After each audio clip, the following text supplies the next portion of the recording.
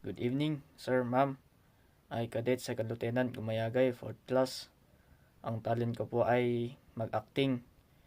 Ang acting ko po ay ginawa ko pong parody from the movie Moron 5. I hope you enjoy po. POV, inuwi na anak mo yung jowa niyang bakla.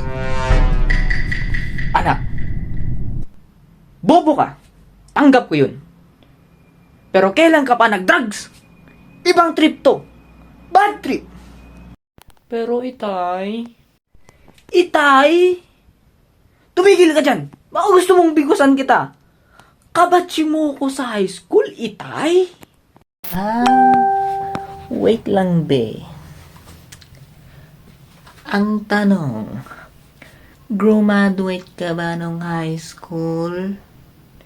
Grade 4 pa lang tayo. Kina Ma'am de la Cruz. Graduate ka ba? Oo na. Tanggap ko. Mali ako. Pero anak, tsahin yan ng best friend mo. Okay mga private, gagawa tayo ng 500 push-ups sa may clear. Ha? Yes, Kuya! Oy, private bayot, is that a way of speaking to your officer? Say it correctly. Oh, 1, 2, 3, let's go! Sir, yes, Daddy! Pusang gala! Isa pa, papalahurin kita! Punta ka na sa front lines para sa bayan. Let's go! Para sa ba! Yan! Pusang galang bayot to! Oh.